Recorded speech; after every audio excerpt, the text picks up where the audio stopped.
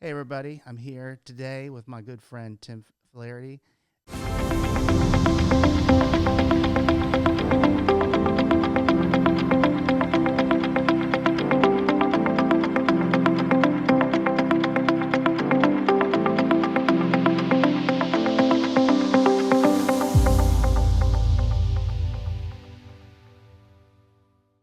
And we met a few years ago at one of our boat club meetings, and was really cool talking to you about how you started your first company and how you sold it. And I think my audience will be super excited to hear that story.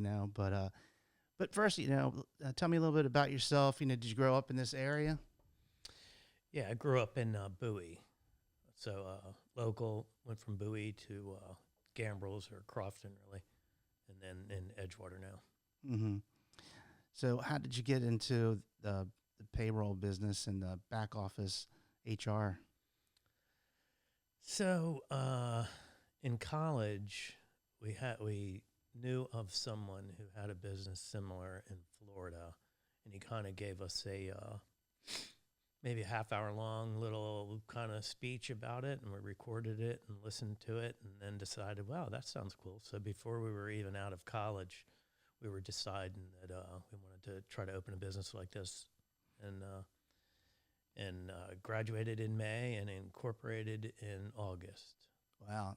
So were you studying finances at that time, or was this something like totally different area that you Studying wanted? finance, Mm-hmm. and but kind of knew I wanted to be an entrepreneur. Before college, I was an electrician, so I was an electrician for a couple of years, and decided I wanted to go back to college and do something on the white collar side, not on the blue collar side. Mm-hmm. And the concept kind of was interesting enough to go ahead and give it a try. So didn't know anything about doing payroll, but Yeah. went for it.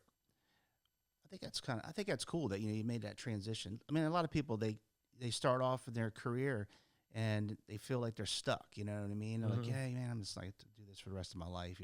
But sometimes you just have to take get your gut feeling and say, you know what, I'm gonna try something new and go back to school.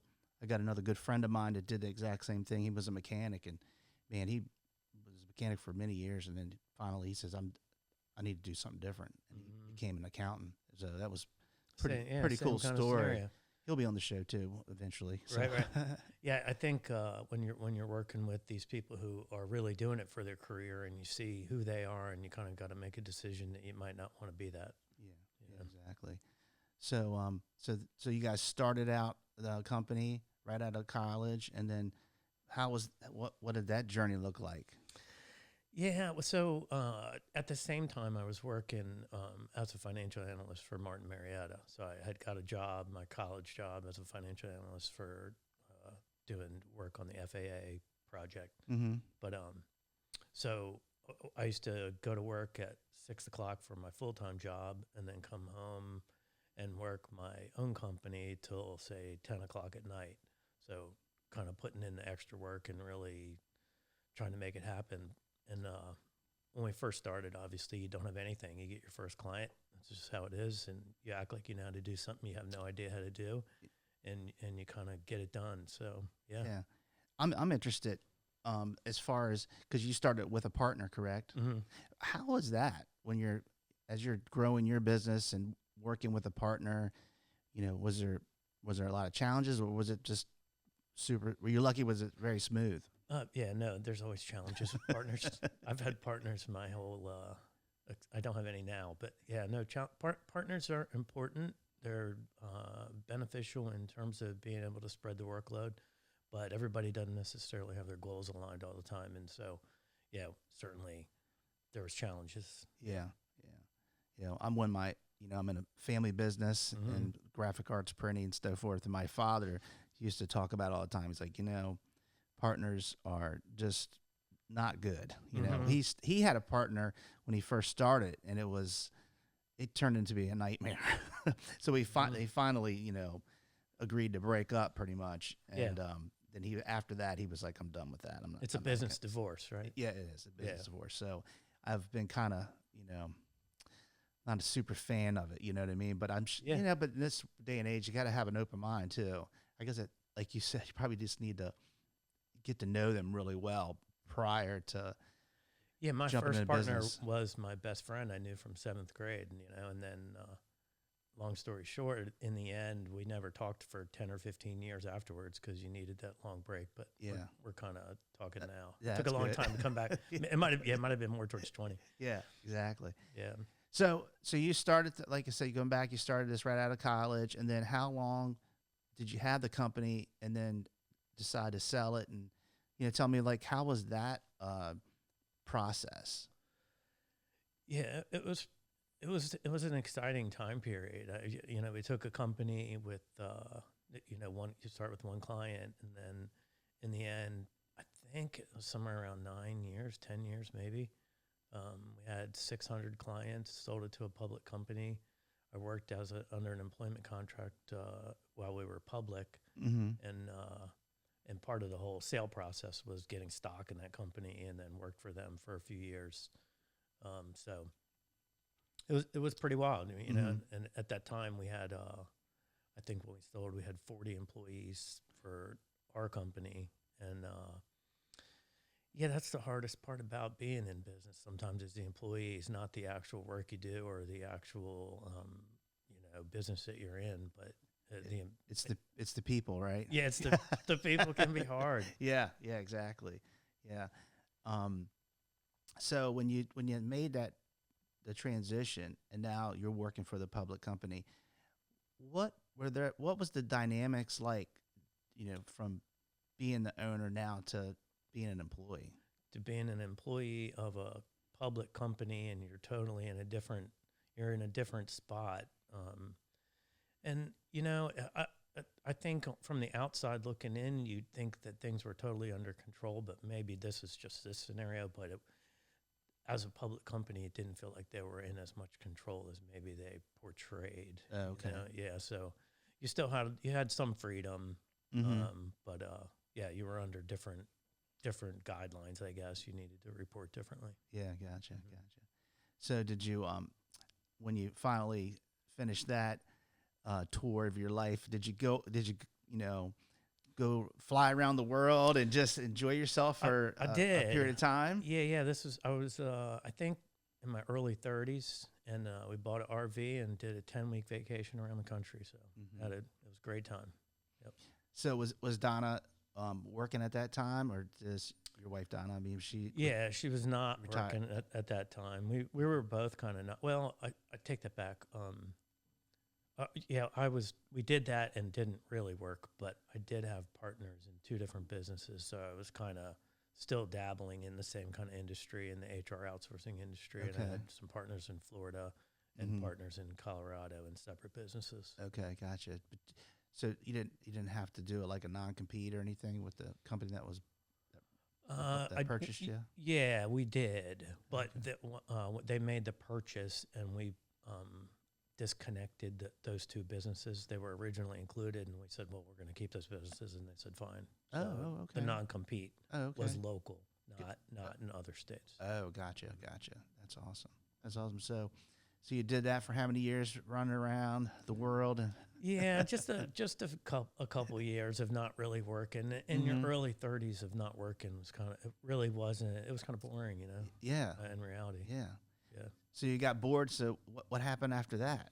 I got back into business again, which I was never totally out of entirely until my partnerships of those other ones kind of went off the tracks and got disarray. So yeah, partners sometimes can be difficult, and Yeah. lawyers get involved, and that's kind of what happened there. But we ultimately were able to get out of those 2 businesses. Okay, gotcha.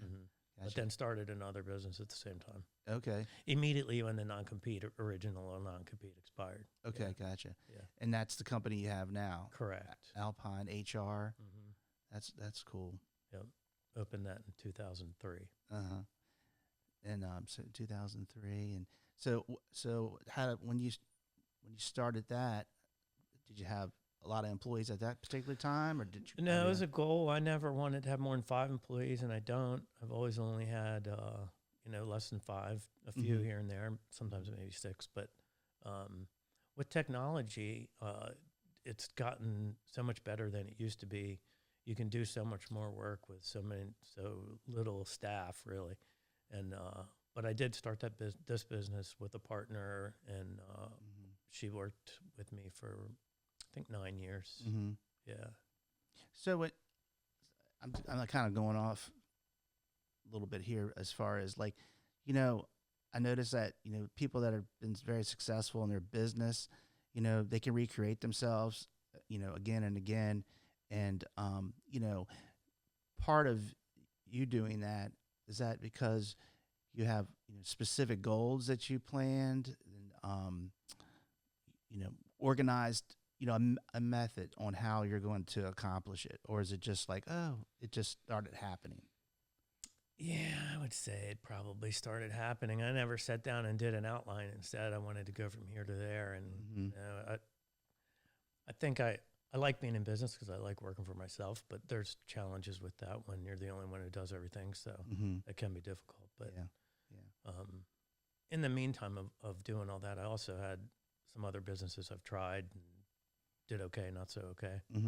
Yeah, I think that's another thing too, is people, not everything's going to always work out, but you learn from it, if you don't try, I've always said, like, give it a, try it, like a new product, if we design a new product we're trying to do and it doesn't, pan out, at least you learn from it. You learned a lot, you know. You try to take it on the chin and move on. Yeah. When we, we do a lot of commercial printing, and then when we started, got into signage, and I'm like, hey, one of my clients is like, hey, you would love to, we don't really like our sign company, and it was for home builders, and you put all the signs for each lot down, so it was all, Right. Digging in the dirt. I didn't realize how it's fun making the signs, but putting the install was a whole learning curve for me. I bet. And tried to do that, try to get it going for, at least 2 years, but that one didn't work out. I had to, okay, this one's installation part's not going to work out. So, but we still do that, but mostly, internal signage, stuff for like events and that kind of thing. Okay. Kind of like pivot a little bit, but that's just a little story how, Yeah, digging in the dirt wasn't your thing. it just wasn't, it was very difficult to find people to do it. And that was really the biggest challenge, And then, the wind would blow them down. They call you. You have to go back out and put them back up. Yep. So you just lost all your profitability. Yeah, it wasn't in the budget. Yeah, exactly. Yeah. So now, you've got what you said, 5 employees now. No, 3. 3? Really just operating with 3 right now. Yep. Yeah, good deal. So, question for you. As you know, me being a business owner and a business coach, and I'm trying to help, young professionals, take their, career to the next level and so forth. And, like, you've been around a long time, know a lot about business. What recommendations would you give them? What advice would you give them if they're listening right now? Yeah, I would definitely say that it's not easy. I think if you were to paint the perfect map of how to go into business, I would always say that work in that business or in that field for someone else to learn maybe what you think you need to know, and then start your own business with minimal overhead, not with a big loan and mortgaging out your house. Go in one step at a time. Jumping in all the way sometimes can be more than the risk is worth, because it doesn't happen overnight. Yeah, exactly. Especially if you don't know a lot about it, because you're going to make some mistakes, and unfortunately, the mistakes, they cost money, and you might not have the, resources. But yeah, I like that, just to, start into it slow, and like you said before, like you did, you were working every day after work, working on your business, and I think that's reality. It's the reality, yeah. Not making any money. Yeah. Working for free for years. Yeah. In reality, Yeah. I mean, totally true. Exactly. Yeah. I didn't get a decent salary until I sold the business. I really? always sacrificed the salary to grow the business and give it in. Yeah. Yeah, exactly. Absolutely true. Yeah, I understand that. There's been times when in my selling career I was like, man, am not ever going to make it. This is, beating on doors, and then finally something starts happening, and then it just, kind of grows gradually. And I think that's a advice I would get, because I think with all the social media nowadays, I think the younger generation thinks like, wow, this is going to happen overnight. And I just don't think that's realistic, No, it doesn't seem to happen. Not for me. Yeah, exactly. Yeah, no. Yeah. Well, Tim, I appreciate you coming on my podcast here. And, if anybody's out there looking for some back office HR, accounting, look up Alpine. HR.com. HR.com, alpinehr.com. And if anybody's looking to take their personal life or their career to the next level, look us up, MyerSolutions.com. And just want to say thanks for watching. Thanks, Jim. Thank you.